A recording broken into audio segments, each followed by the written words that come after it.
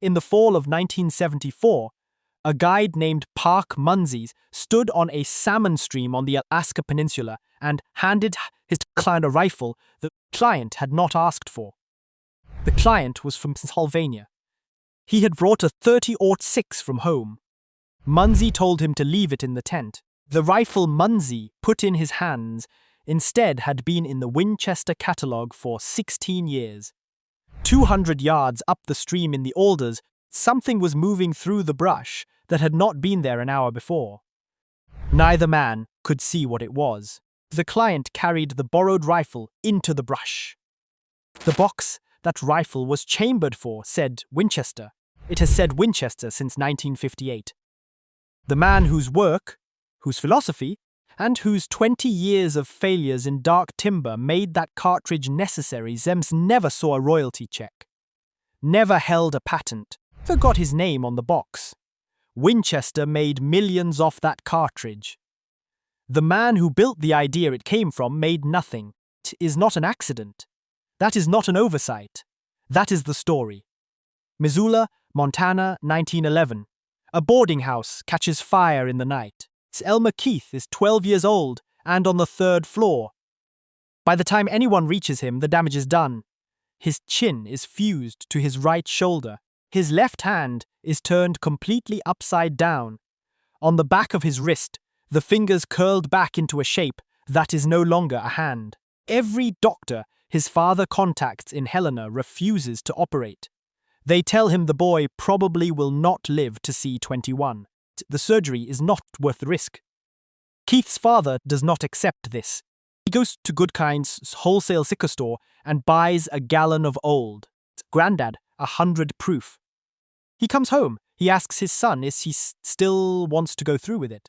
Kurt tells him regardless of how much I howl or pass out, get the job done. I want this hand straight whether I will ever be able to use it or not. His father puts the arm on a heavy table and sits on it. He picks up the fingers that are doubled back against the wrist and breaks them, passes out from the pain. When Keith comes to, his father has sanded a mink stretching board smooth and bound the hand flat against it, elbow to fingertip, bound solid. His mother soaks cotton and gauze in melted deer tallow and wraps the whole arm. The board stays on for 2 weeks. T opens the bandages. Keith's mother begs. Nobody opens them. When the board comes off, the hand is straight. For the next 2 years, wears a buckskin glove, packed with tallow, and forces the hand to work. He makes it shoot. He makes it rope. He makes it hold a rifle. The doctors had told his father it was not worth trying. Keith decided the doctors were answering a different question than the one he was asking. He would spend the rest of his life doing that. Answering the question the experts were not asking. You need to understand what kind of man this was before you can understand what Winchester took from him. Cause the cartridge did not come from a drawing board. It did not come from an engineer in a factory in New Haven. It came from a man who had been broken and rebuilt himself by force of will, who had watched things fail in the field, and who was constitutionally incapable of accepting a wrong answer just because it was the available one. Keith cowboyed cattle in Montana and Idaho. It broke horses.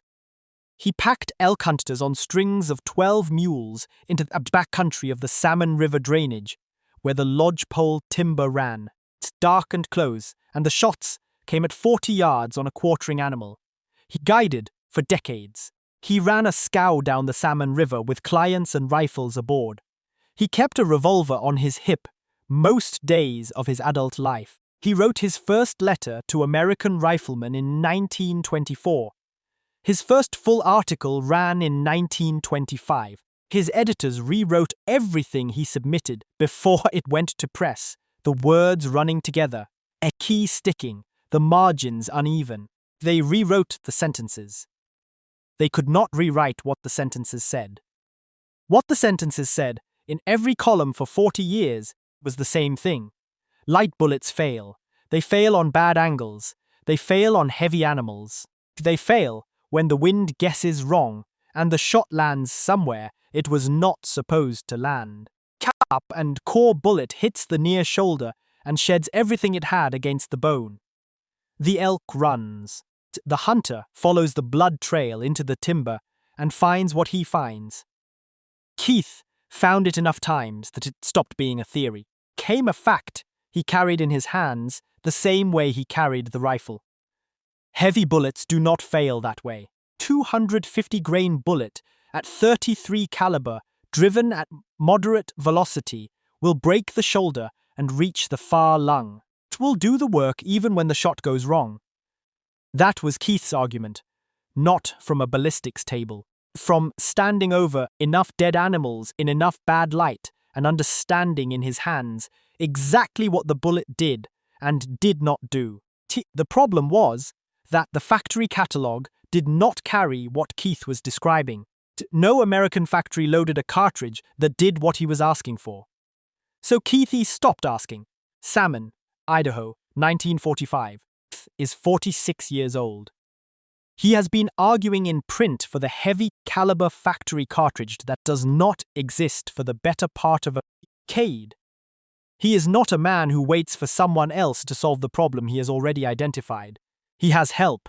A gunsmith named Charlie O'Neill, a wealthy sportsman named Don Hopkins. 3 men at a bench, working with 30-06 brass necked up to accept 333 thousandths of an inch bullets imported from British Jeffrey cartridges. The result is the 333 OKH. O'Neill, Keith, Hopkins, their initials on the case. The cartridge fires a 250-grain bullet at around 2,400 feet per second and a 300-grain bullet behind it. It kills elk.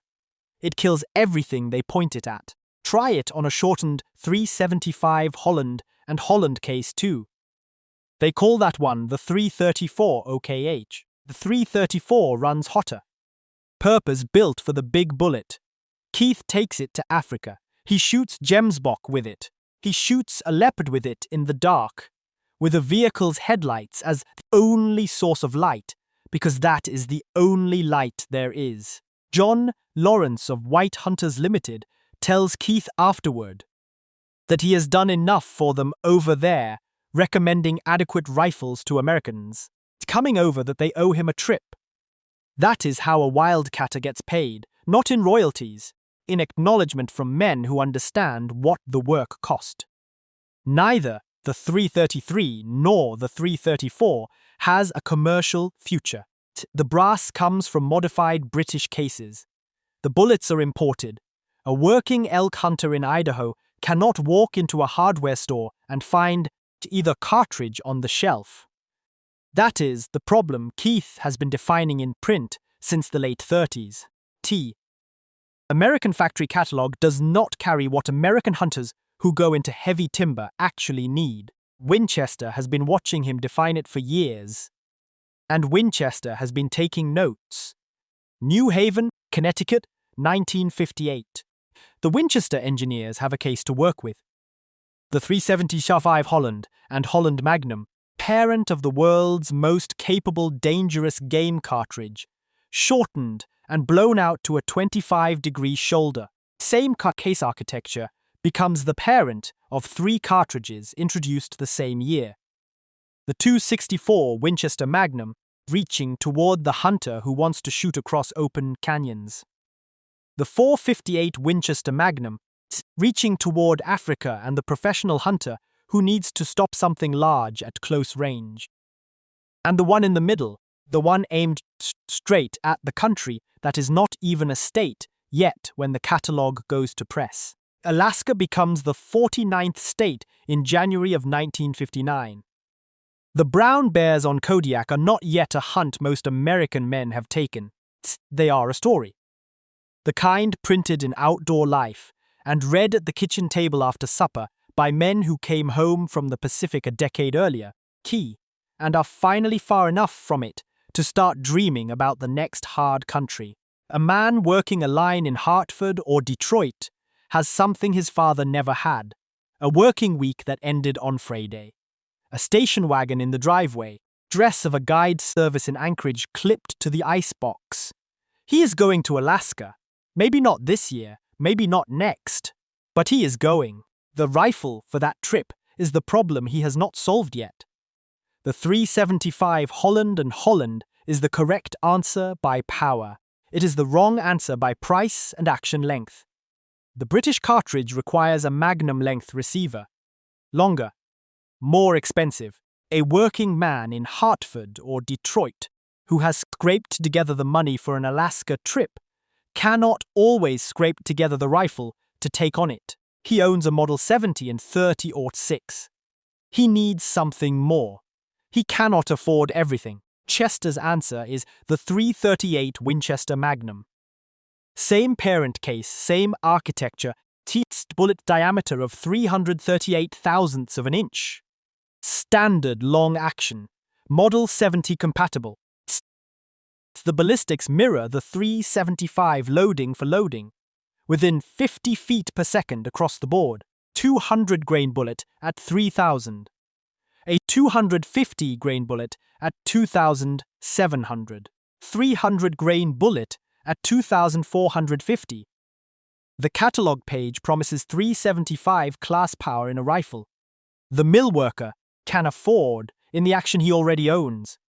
The OKH initials are not on the box. Keith's name is not on the box.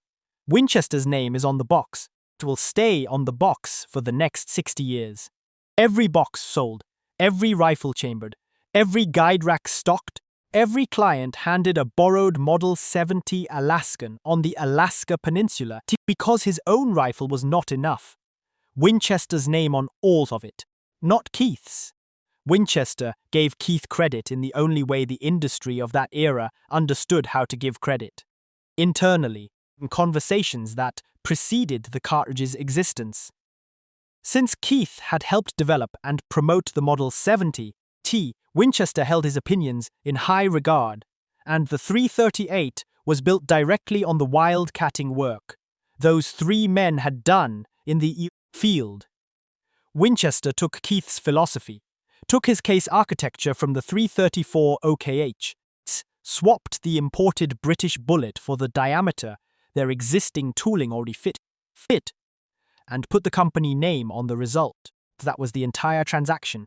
No patent, no royalty, no formal agreement of any kind, no paperwork, no check. Here is what you need to understand about why that was possible. Wildcatters did not file patents. Culture of wildcatting in America was built on a specific understanding of what the work was for.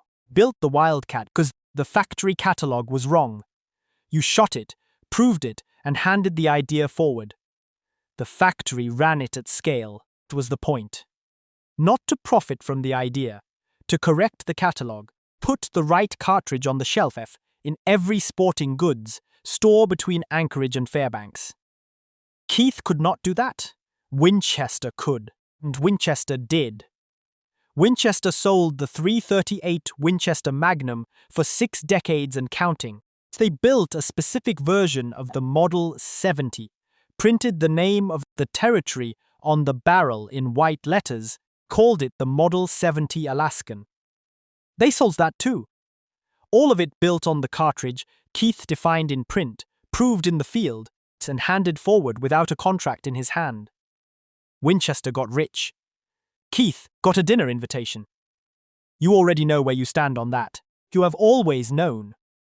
You just did not know the argument had a specific face and a specific ranch house behind it. The 338 Winchester Magnum enters the catalog in the fall of 1958. The guides in Alaska pick it up first, the way guides always pick up the right tool first. Then the outfitters, then the clients, who fly into Anchorage with a duffel bag and a rifle that is not enough and walk out of the bush office with a borrowed Model 70 Alaskan because the guide made the decision for them before they landed. The same fall, Winchester invites Keith and Jack O'Connor to a seminar at Nilo Farms in southwestern Illinois. Dinner at the Stratford Hotel in Alton, in his 10-gallon Stetson, the cigar between his teeth, 59 years old, the North Fork of the Salmon River, still in his bearing, O'Connor in wire-rimmed glasses, composed, the Sheep Mountains of British Columbia in his. 4 feet of white linen between them at the banquet table. Both men nearly deaf from decades of unshielded muzzle blast, season after season in timber and on open ridges where the concussion comes back off. Frozen ground, and takes a little more hearing every time. Both men bellowing elk stories at full volume into a room where neither catches more than half the syllables. A stranger walks the corridor outside and stops. He hears 2 men through the wall and assumes it is about to turn physical. It is not. It never was. The argument between Keith and O'Connor ran in the magazines for 30 years and never once required either man to be in the same room as the other. O'Connor's .270, flat and fast, placed exactly where the animal's anatomy demanded it. Keith's heavy bullet, big bore, breaking bone whether the placement was exact or not. Margin against placement, the cowboys knowing against the professors. The argument is still running in every deer camp in America tonight, between men who have never read a word of either of them. What the stranger in that corridor did not know was that the cartridge Keith had argued for, across 30 years of columns, was already on the shelf in the gun shop down the street. Winchester had just put it there, with Winchester's name on it, not Keith's. Keith never mentioned this at the dinner. Not once, as far as any written record shows, he suggests that the .338 Winchester Magnum was his cartridge wearing a borrowed name. He sat at the table. He let Winchester host the dinner. He knew what it was. But knowing what something is and being compensated for it are 2 different things. Keith got the first. Winchester kept the second. The 250 grain load becomes the one that matters. Nearly 3,900 foot-pounds at the muzzle. A sectional density of 313 thousandths. The number that tells a hunter how deep a bullet will drive into a moose's shoulder before it stops. It drives deep enough. Through the 60s and into the 70s, the .338 Winchester Magnum becomes exactly what Keith spent 20 years arguing for. Cartridge the guide hands the client when the client's own rifle is a .270. The second rifle in a 2-rifle Alaska battery. Cartridge a man writes home about from a tent on the Mulkatna River where the float plane will not be back for 9 days. Keith kept ranching, kept guiding, kept writing. The columns in Guns and Ammo ran until he was old. His editors still rewrote his sentences before they went to press. They still could not rewrite what the sentences said. He died on Valentine's Day, 1984. 84 years old, abrasive and certain to the end.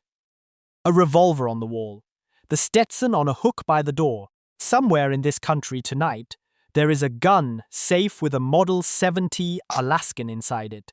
The rifle has been there since a man bought it for the trip of his life. The Alaska Peninsula in brown bear season, trip that kept not happening because a daughter's wedding came first, and then a father went into the hospital, and then a back surgery, and then a cade that moved faster than anyone expected. The rifle is still there. Teed, the box of 250 grain Nosler partitions is still on the shelf above it. Half empty, bought on the way through Anchorage in 1994. The man who bought the rifle is 70-something now, still tells himself the trip is coming. A lot of these rifles are still there. That rifle in the safe was built for the Alaska that existed in a Winchester catalog page in 1958. That catalog page was built on the work done at a bench in Salmon, Idaho in 1945. That bench exists because a man in Missoula, Montana in 1911, told his father to break his hand open and straighten it regardless of how much he howled, cause he needed that hand to hold a rifle, and he was not interested in the answer the doctors were giving. .338 Winchester Magnum has never let anyone down who asked it to do the work it was built for. In the deer camps tonight, on one side of the fire, a man who will not touch a cartridge under .33 caliber. On the other, it's a man who has trusted the 270 his whole life and is not changing now. T. Neither one knows the names of the two men who built the argument they are carrying. Neither one is going to back down. Both take something home this season.